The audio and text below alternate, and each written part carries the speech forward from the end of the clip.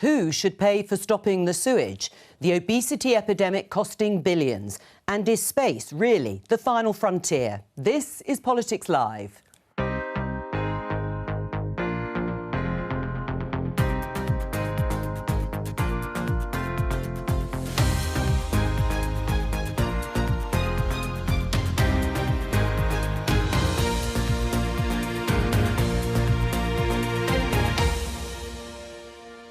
Joining me today, Conservative peer Stuart Jackson, Labour peer Jenny Chapman, presenter of Politico's Westminster Insider podcast Alva Ray, and author and foreign affairs analyst Tim Marshall. Today, we're sorry about the upset and the anger from the fact that there have been overspills of untreated sewage onto beaches and into rivers over the past few years. We're sorry that we didn't act sooner, but we get it. But are bill payers going to foot the bill to fix it? I remain committed to that goal. I want to bring down the levels of legal migration. But with predictions net migration could have risen to as much as 1 million, what should the number be? Chef and restaurateur Thomasina Myers joins us to talk about tackling the obesity crisis that's costing the NHS dear. One path is we stay on Earth forever. And then there will be some eventual extinction event. The alternative is to become a spacefaring civilization and a multi-planet species. Ignition, 2, 1. And do human beings need an exit strategy?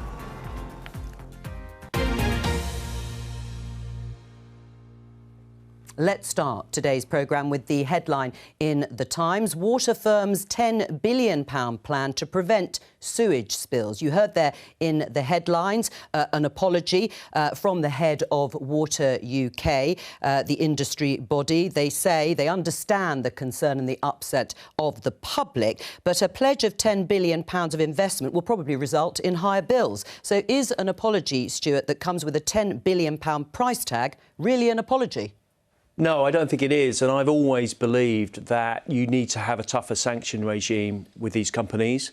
I think that many of them have significant foreign ownership. So there is a disconnect between the level of service they deliver to the bill payer in the UK and their objective, which is shareholder value. And I think there should have been a much tougher regime, like they have in the United States with the EPA, the Environmental Protection Agency, to actually hit these companies where it hurts. Right, I mean, the Environment Agency had suggested at one point that water company bosses should be jailed for serious pollution. Would you go that far?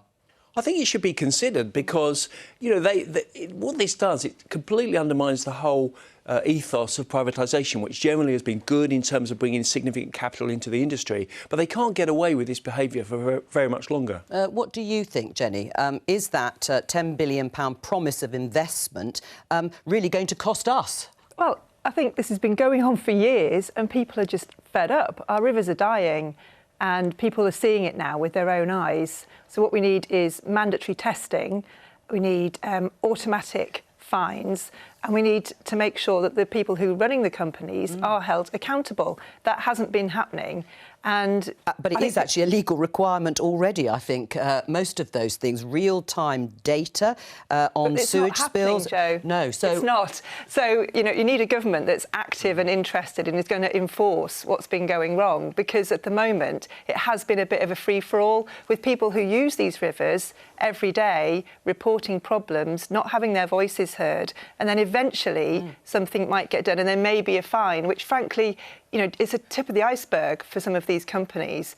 And people are fed up. They're seeing the salaries of the bosses. They're seeing the dividends. So they should be the ones who pay. Yes, they're seeing the dividends to shareholders, and they're wondering why they, as bill payers, are going to have to foot the bill. I mean, last year, water and sewage companies paid £1.4 billion in dividends to their shareholders, and that was up from £540 million the previous year. Who should pay for the investment, Alba? Well, I definitely don't think it should be bill payers. I think that's really clear. I mean, this is disgusting. It's a really disgusting story on sort of every level. Literally a hate that we have to talk about it. Horrible that people will have to pay. I don't really understand why this apology has come today. I haven't heard an explanation for that when this has been such a big point of controversy for months and months. But I also actually think, I mean, as you know, I spend my days hanging around Parliament speaking to MPs. I also think this is not just a problem for water companies, but it's a really big political problem for the Conservatives. I mean, speaking privately to Tory MPs, they do know that there's a bit of confusion as to whether, as to where the blame lies. How much is it with water companies? How much is it on the government addressing it? But it's sort of come to be seen as this problem for a lot of, come to be seen by a lot of people as sort of the sort of representation of Tory Britain falling apart. That you can't get a GP appointment, you can't go for a swim without there being sewage around you. And I think it doesn't just come back to the water companies. It's about a government needing to tackle it. Tim? If a major electric company, senior management were told repeatedly that there were huge amounts of live wires lying around their network and did nothing, and someone stood on one and died, it would be logical to bring a criminal prosecution against them. I think we need that sort of logic with the water companies, because this stuff actually does kill people. So I agree with Stuart that you would need to very carefully look at making it criminal, very carefully. But I think if these bosses realised that they are knowingly poisoning people and doing nothing, there could be a legal case to answer. Yeah, well, that's the evidence, isn't it, anecdotally, now that people are actually getting stomach bugs and infections and so on and so forth. Let's talk about immigration. Headline in The Sun, Rishi's gone squishy. Rishi Sunak backtracks on Tory pledge to get net migration below 250,000. It was the Conservative Party pledge in their 2019 manifesto to lower net migration. You can see here Boris Johnson, then, of course, Prime Minister. There will be fewer lower-skilled migrants and overall numbers will come down. Now, at the time, net migration stood at around 226,000, giving an effective target to hit during this Parliament. But let's see what's actually happened to those figures. You can see UK net migration, it drops, understandably, during the pandemic there in 2020, but hit a record of over 500,000 for the year to last June. Now, the Office for National Statistics are going to publish updated figures next week, but some analysts have already predicted that the figure could exceed 700,000, possibly going up to 1 million. Anyway, Rishi Sunak, who is in Japan on his way to the G7 summit, surrounded there by journalists, was asked about the pledge and whether he stood by it. And he said, I've inherited some numbers. I want to bring the numbers down. But he refused 3 times to explicitly recommit to reducing legal migration into the UK to that level. Stuart, is it right to drop the pledge to reduce immigration to pre-2019 levels? No, I don't think it is. And I think it's reneging on a firm manifesto commitment. I mean, my worry is that next week's figures will be an ERM moment for the Tory party, potentially. Exchange rate mechanism. Yeah.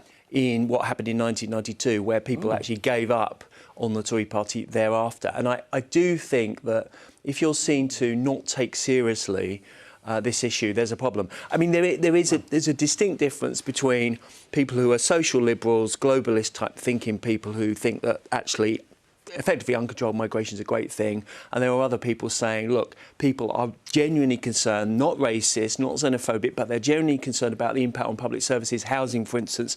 And at the moment, the Tory party is fighting itself, and I just think it's wrong politically and in terms of the faith and trust that people have in politics to renege on that solemn pledge that was made. I mean, that's quite interesting from Stuart, if he thinks it's equal to a moment like the exchange rate mechanism coming out of it in the early 1990s. Do you agree? Well, I mean, fascinating to hear in terms of the Tory party dynamics on it. But I think the reality is Rishi Sunak does kind of need to move away from this pledge because he's not going to meet it. I mean, when when you look at the numbers, when you sort of break down these numbers, I think actually the Prime Minister is right to say that the more important issue for voters on this and the way that they gauge how much of this is a problem is actually illegal migration or sort of people arriving in the UK without prior approval. I think that is the vote mover. I mean, you can even see it sort of just when you look at the polling on this and how much it's an issue, the line just peaks up to like a vertical line every time there's a small boat crossing in the news. So I actually think that Rishi Sunak is right to say that that's the thing he needs to be focusing on politically, including for Stuart, rather than this issue. And also even I mean, how would you get it down? When you break it down, I mean, we've seen there's political consensus around this. A lot of these people are Ukrainians. A lot of them are Hong Kongers. Big political consensus that both of those groups should be coming here. A lot of them are students, so kind of, in theory, staying for more than a year, but likely to go home afterwards. And work visas. And then to plug labour shortages and actually, you know, I mean, we talk a lot about on this show the crisis in the care system. With some of these people coming in are there to plug that problem. I don't know where Rishi Sunak could bring that number down for you, basically. Well, business has been addicted to cheap foreign labour for a long time, and they keep coming back to government saying, well, just one more tweak, please. I mean, just one statistic. That I think I might say there's about 85,000 young people in this country apply for medical school places. We've capped it at 7,500. We give huge amounts of resources, universities, for obvious reasons, for financial incentive, to foreign students. It doesn't seem to people that things are very joined up. And I hate to say that as a Conservative, but people are frustrated about it. But I do agree with you, there is consensus on Ukraine and Hong Kong, but there isn't consensus, for instance, on family members of students, exchange students, those kind of things. And the government could take more action on that. Tim? The vast majority of people, I think, overwhelmingly want the boats stopped for a number of different reasons. What the government deems and they need illegal. to separate that out, but then also explain why we actually do need a degree of migration because of the workforce. And I think that most of the general public would be quite happy with that. The problem is getting legal, the right educated people in, and stopping that. Well, the first is relatively easy, and the second is incredibly hard, and he's going to fail on that. I don't know whether it's an ERM moment, but I know for sure it's a slow burn. You're doing nothing. You're doing nothing. You're still doing nothing. But is it better to let go of the pledge rather than just miss it continually? Well, I'm sure Mr. Starmer might mention that. Jenny? Every half hour once it happens. I mean, do you accept that the numbers at the moment are high, but there are reasons? We've just heard some of them from Alva and from Stuart in terms of the points-based system, in terms of people coming on those schemes from Ukraine and Hong Kong and students. I mean, what should the number be for net migration? I mean, I think we're in danger of having quite a thoughtful conversation about immigration, which go for it. is probably a very good thing. We would say that, you know, one of the things that this exposes is the stupidity of making these sorts of promises at an election, knowing probably that they're very unlikely to be met, but thinking, let's do it anyway. That actually is not a very good strategy for a politician. So what we want to do, we think we agree there needs to be a points-based system. We think what people really want is some order and some control. They're not so interested in a figure, but what they want to know is that there is a system that's fair and that works. Well, there is a system, of course, in place. I mean, I suppose Stuart, along your lines of being thoughtful, is saying he still thinks the overall number is too high. So, does Labour think that 700,000 possibly going to mean it would be too high for net migration? What you need to have is a system which I think Stuart and Alva actually referred to, is where you join up the needs of our country and businesses here with the immigration system, because that hasn't been happening. And you know, if we have a promise to make to have 10,000 extra nurses trained a year and things like that, and we want to make sure that those opportunities are available to young people in this country, because we agree that sometimes businesses have been using the ability to import labour as a substitute for training and investing in their own workforce. And that's something that's not in the interests in the long run of the UK, never mind a sort of a hostile debate about immigration. We've got to look at strategically the needs of industry in our country. Right, but I mean, some of those needs were addressed by Jeremy Hunt, the Chancellor, in his March budget, saying that 5 construction jobs, roofers, tilers, carpenters, plasterers and bricklayers, would be added to the shortage occupation list. Are you happy with that? Well, yes, but it's just a sticking plaster approach. Yeah. It's, you know, there's a corollary to all these decisions, and it's that you embed welfare dependency. We've got over 5 million people on benefits that perhaps a significant number should work. I admit there's mental health issues as opposed to back pain, which used to be the preeminent issue. But just constantly robbing the third world and the second world of decent people who will work, that's fantastic for them, but it doesn't really solve the societal issues of getting British people into work. And I think that's wrong. And I agree broadly speaking, with Jenny on the need to get that balance right. So on the tilers and the roofers and all the Mm-hmm. construction industry, we've had a shortage of skills in this country, and yet we have this big need to build more houses. So how about we build more houses and we use that as an opportunity to train a new generation of construction workers City and in Guilds this country wouldn't who be so are bad. highly skilled, using the latest technologies, the latest tools and the latest techniques to build eco-friendly, net zero homes. It seems to be that easier people said actually than want done, to- though, doesn't it, Well, Jenny, politically? How about trying a government where ministers actually speak to each other and have a shared plan and an agenda that they actually go on and deliver? I mean, there is try that. I mean, there is a political divide, isn't there, in the cabinet at the moment? I mean, it's very clear. You listen to the Home Secretary, Suella Braverman, who's been tasked, it seems, with, yes, tackling what the government calls illegal migration, those small boat crossings, and bringing down the overall numbers of legal migration. Meanwhile, the Chancellor, rightly or wrongly, is filling these shortages, and I think there are going to be more people. The scheme's going to be extended on seasonal fruit pickers, workers, etc. I mean, who's going to win this argument? I mean, one might argue there's a leadership contest already underway, but...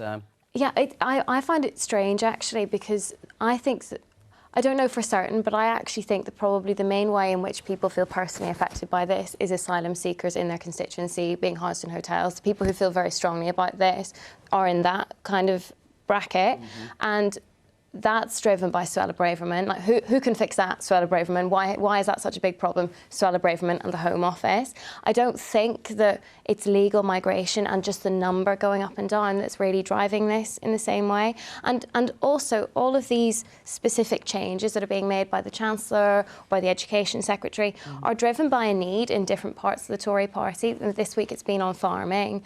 I mean, it's the farming industry that has been saying we need workers from abroad to come and fill these gaps. It's Tory MPs advocating for that on behalf of their constituents.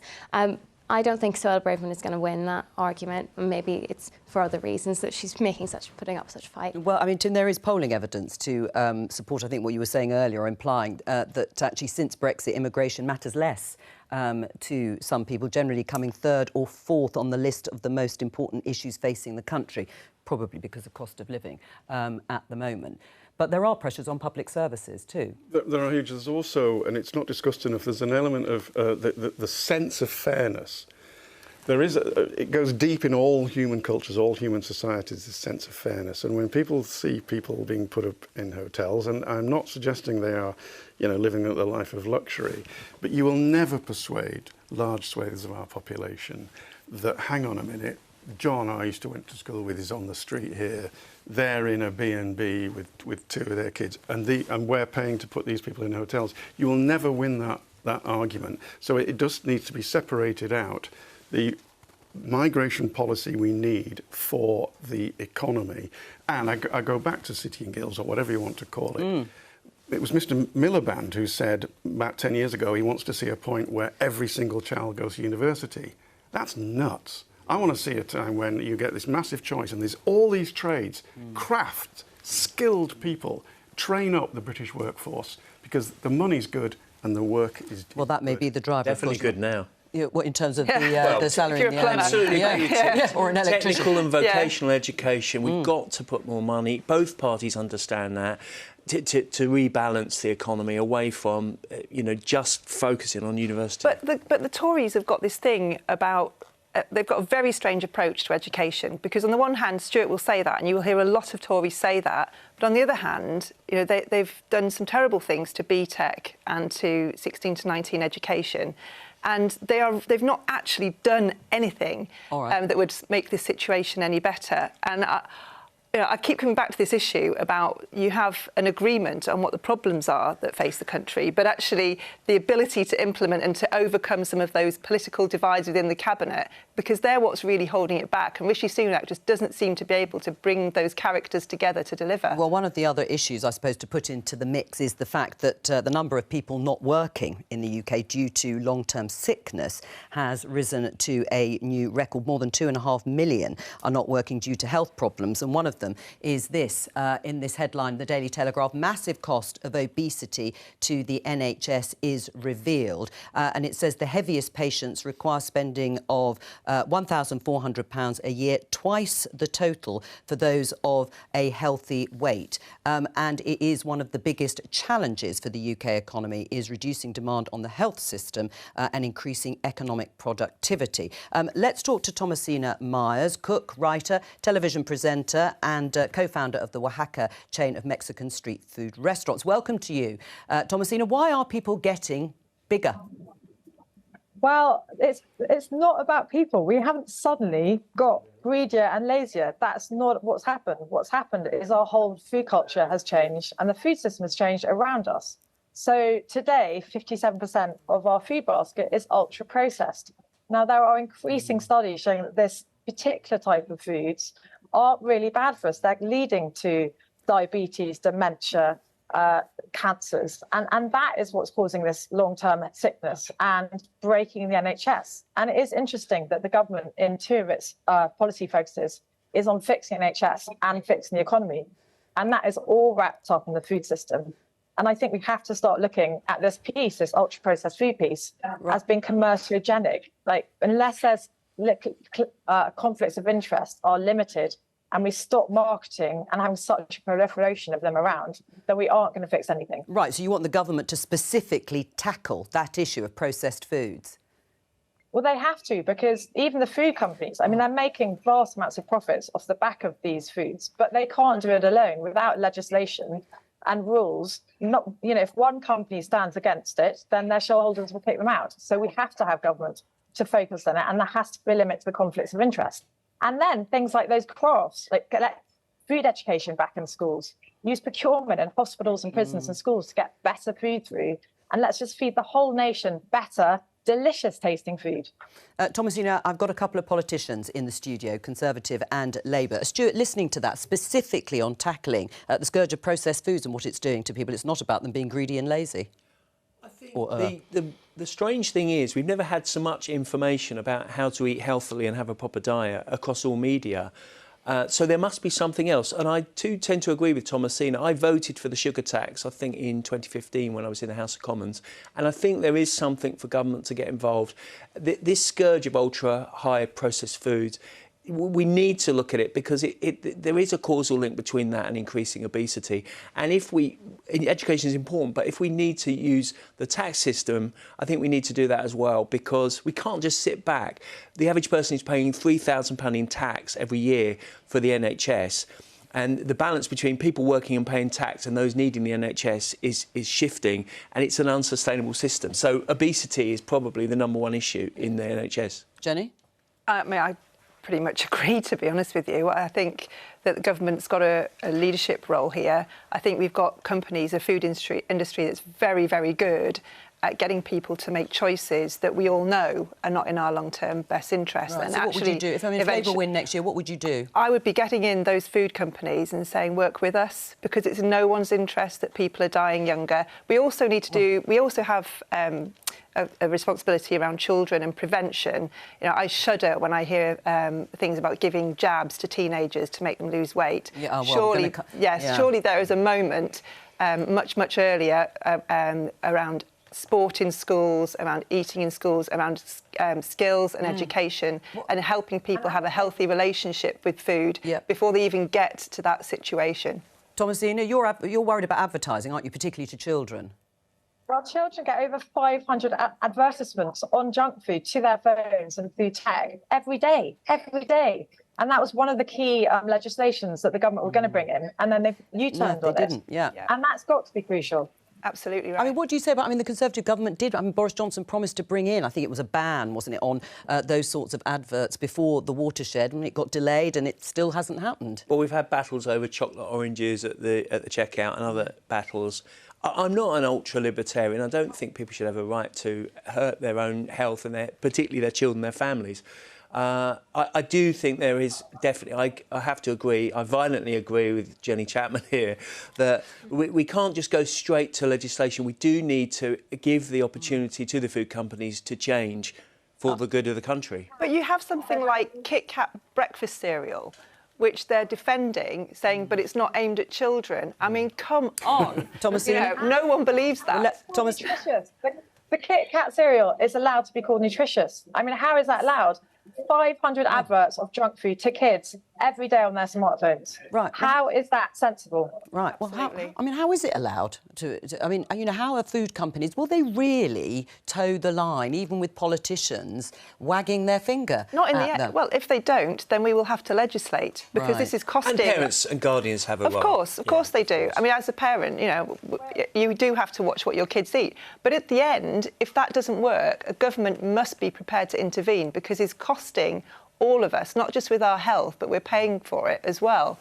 And I just think people are getting a bit wiser to it, and they are prepared for a government now to be more active in this area than they perhaps were a few years ago. Thomasina, do you think there will need to be legislation in the end?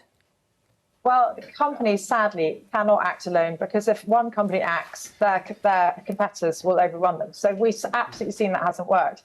And when school food is failing in most schools, when it's failing in hospitals, it's failing in social care and in prisons, we've got to get a government that's more joined up and has a holistic approach because it feeds into climate change too. These type of foods, 57% of our diet is made up of these foods, are really bad for the planet, for biodiversity, for climate. It's all linked. And until the government really takes that on board, I mean, something like the FSA, the Food Standards Agency, if that was given an independent power, like the Independent Climate Committee, then it could really get some teeth and tackle this. That's what needs to happen. Alva?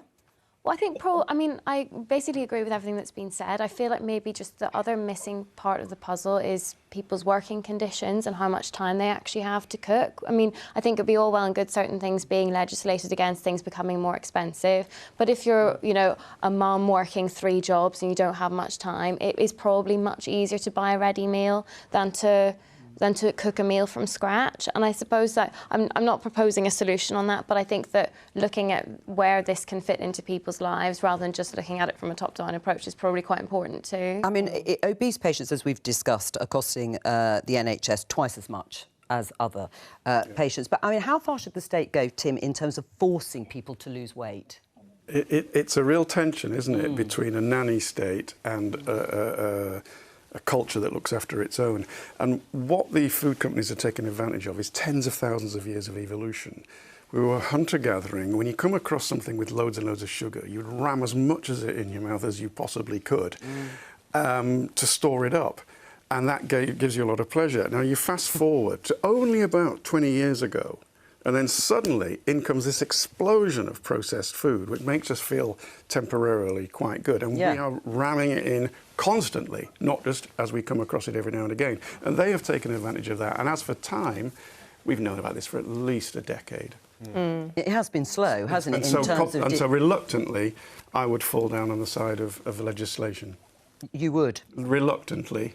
I mean, a new law has been passed in New York outlawing discrimination based on weight. Fat shaming is increasingly unacceptable. But I suppose if obesity becomes the norm in the UK, it's going to be harder to tackle it. I don't want to make things cost more for people that can't afford things. No. But cigarettes, nobody has a problem with legislating about that.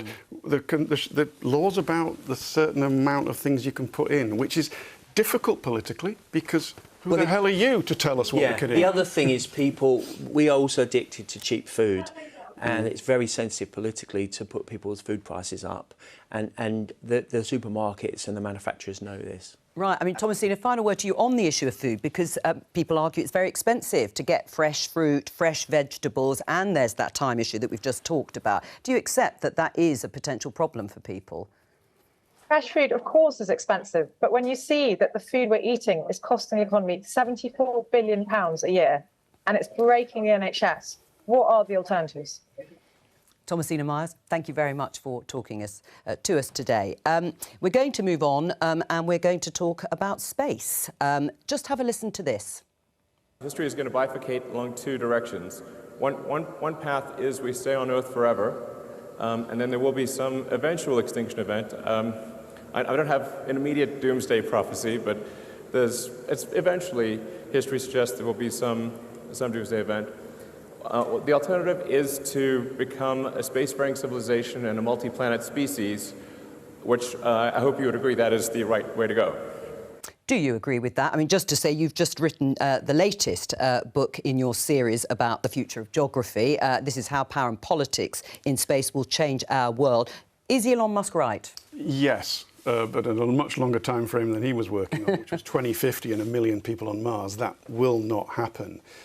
We're going back to the moon in 2026. The Americans have said they will land a man and a woman on the moon in 2026 through the Artemis Accords, which the UK is part of. But we're not going there for that reason. We're going there for commercial and military reasons. That's the new space race, commerce and military. But there is also that incredibly human thing about wanting to know what is at the top of that mountain. And now that we know what is on the top of all the mountains we've got a new mountain, the final frontier. And you asked the question at the beginning of the programme, is it the final frontier? The answer to that is yes, unless you can tell me what happens at the end of the universe. So I can't, yes, actually. exactly. I can't tell you. I leave that with the big question mark. But, I mean, the sort of philosophical question that Elon Musk raises, Jenny, is do we need to go and seek civilisation elsewhere before we face extinction? Or do you think we should perhaps concentrate on what's going on here? I am very much in the concentrate on what's going on here camp. I'm fascinated by what Tim has to say, though, and I really do look forward to reading his book.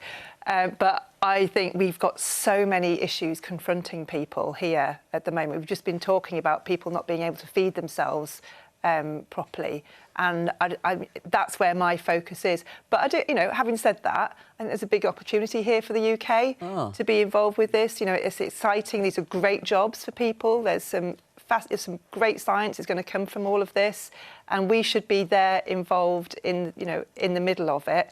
I believe that Liz Truss, in her short time as Prime Minister, managed to get rid of the National Space Council. As one of the decisions. Went to space, but I must have missed that. Yeah, she was a bit out there. But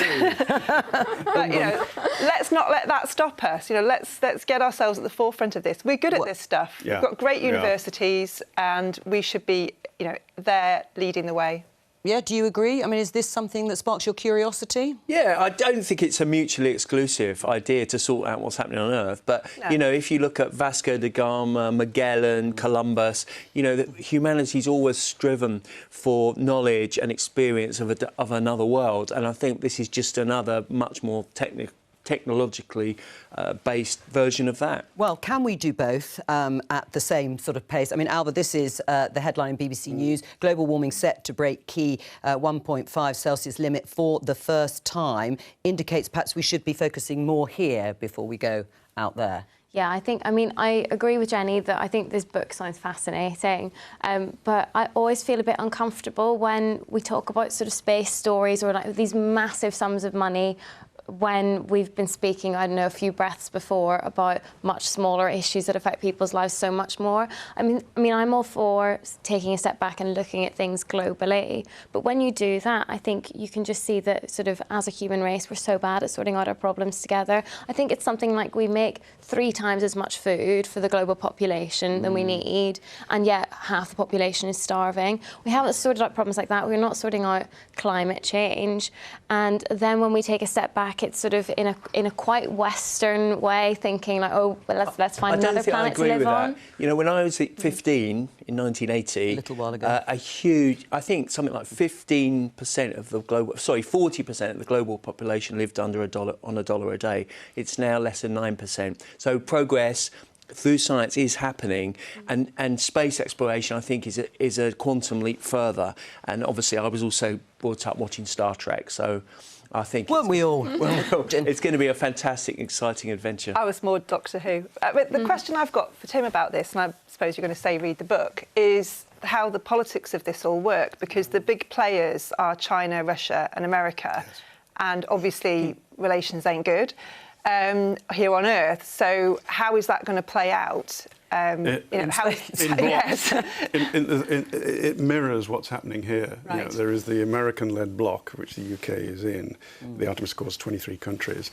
There's the China with Russia as its junior partner, trying to pull in people like Iran into its space. Oh, thank you very much. and so all that stuff. But to take on the questions, and I'll try and be brief. Well, militarily, which we've partially discussed, you cannot fight a modern war without space assets. More than 80 countries are in space, and many of them are developing countries like Nigeria, which have their own satellites. So it's busy. Now. It's busy.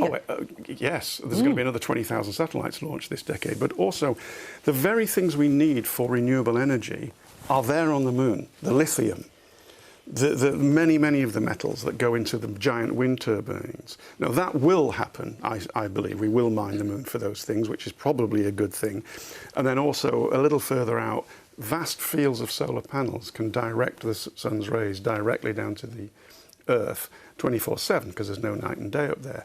So, I mean, the book essentially is about politics, but within it there are all these things about the potential benefits for humanity, as well as the competition that is taking place. So how well positioned is the UK in all of that? I mean, listening to your description as it's mirroring what's going on here on Earth, I mean, the UK is still part of the European Space Agency after Brexit, but with a third country status, as I understand it, and that means it's lost access to the EU's Galileo sat-nav system and so on. Are we in a good position or are we not? Those are two slightly separate things. The ESA is not the European Union. No. It is separate, but the European Union is a body within it, as well as the nation states. The UK is also in it as a nation state. Yes, we've been kicked out the security side of Galileo. The UK, and I think this might surprise people, has the third most satellites of any country. And that's a legacy of empire and concrete that we left behind and the military bases that have to talk to each other. The UK is a second-tier power, along with countries like Japan, in space, along with Japan, Israel, the UAE, France, Italy, Germany. They have their own space command. We have a spaceport in Cornwall, and they've just broken ground for one in Sutherland in Scotland. Well, and Warwick, can I show you then that headline in the Telegraph, Japanese Space Agency to launch from Shetland in major boost to Britain. So are we going to see more of this? Well, this may be part of that 18 billion that Sunak's just announced from Hiroshima, I don't know. But Cornwall, you launch from a plane. The ground that they've broken in Sutherland in Scotland is for direct launch.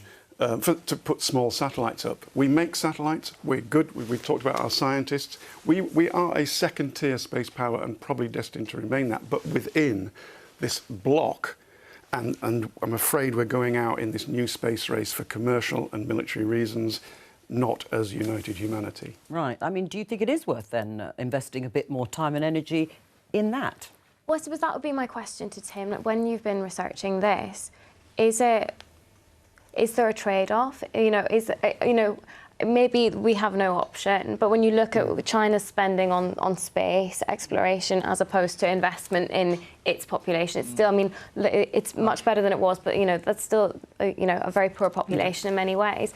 Is there a trade-off, or is that actually that you can do both and we shouldn't be seeing it in that way? I think we have to do both. I don't think we have a choice.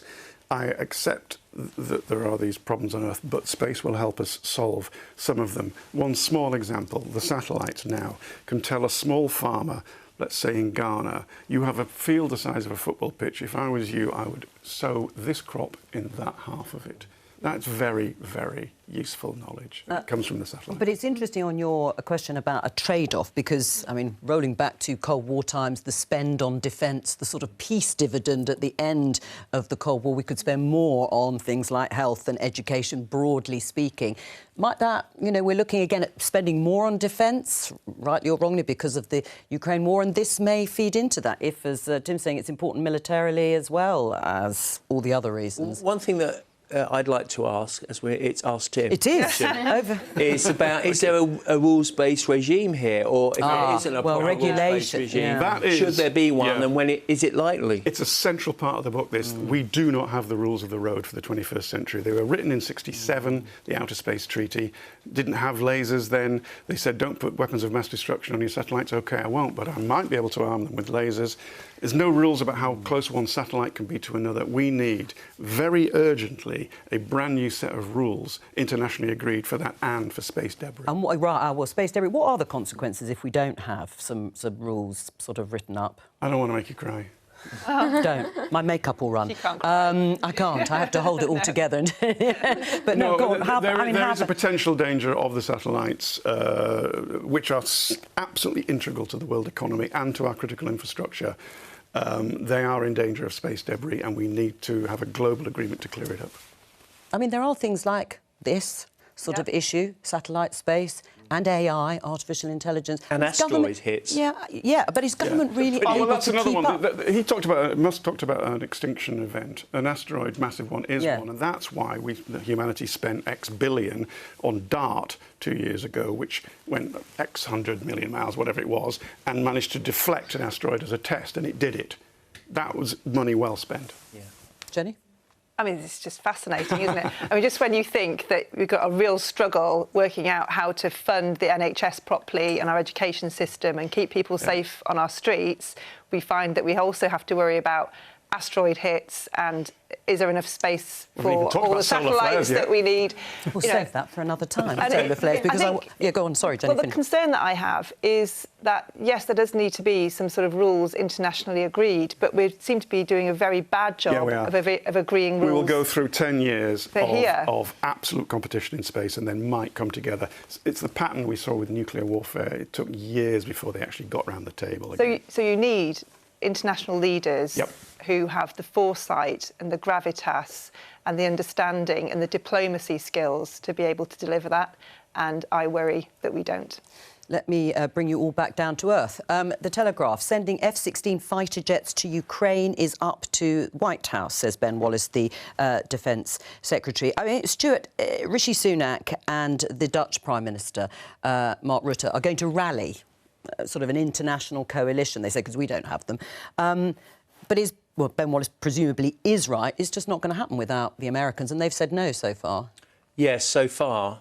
I feel duty-bound to say that without Ben Wallace and Boris Johnson, things might have turned out very, very differently. I mean, they were ahead of the curve last September and October before last, in getting serious resources to the Ukrainians, and things could have turned out differently. But we can't do anything without probably Germany and definitely the United States in terms of F-16s. But we can't afford to let the Ukrainians lose this war either. Right. So do you think Labour would be behind the idea of putting pressure on the Americans to roll in behind this? That the Labour Party has backed what the government has done on Ukraine from day one.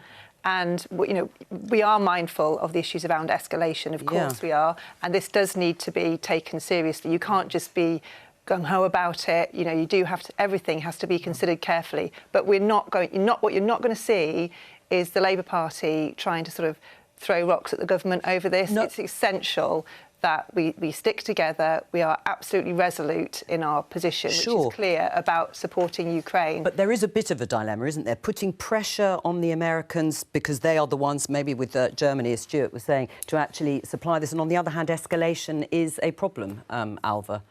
Yeah, but I think that what we've seen from the UK so far is a willingness to lean in and support Ukraine, and rather than to worry about escalation. And that's been the theme. Ben Wallace has really taken a leading role in that, and I think that is his view. And all he can do at this point is put pressure on the White House. But I think that's the calculation that the government continues to make. I mean, Zelensky's been asking for a long time because he says that's what we need to outdo the Russian forces. Why are the Americans reluctant? Well, there's two main things. I agree with Stuart. Britain has led the way, and also they said they wouldn't get NLAWs, they went. They said there wouldn't be tanks, they went. They said there wouldn't be some of the planes that have gone, and then the Storm Shadow has gone. More planes will go. F-16, there's two things going on here. It's not escalation that's the problem. The Russians, every time you send a bullet, they say, right, we're going to escalate. That's not the problem. The problem is it's essentially, potentially such a game changer, the F-16s, that they can, if they were to strike deep inside Russia, and if they were to precipitate Putin's downfall, there is a genuine danger that Russia falls apart. And the implications of that I can give you 20 different war scenarios around the periphery of Russia that could break out, whether it's Georgia, Kazakhstan, you name it. And the Americans are very concerned about that. So that's the one constraint. I don't know if we've got time for the other constraint. The other is quick. Tech. It's their air intake is incredible in F-16. It needs a pristine runway. They don't have that many pristine runways. Thank you to all of my guests today for an interesting programme. I will be back tomorrow with Politics UK at 12:15 here on BBC Two and on the iPlayer. But from all of us here, bye-bye.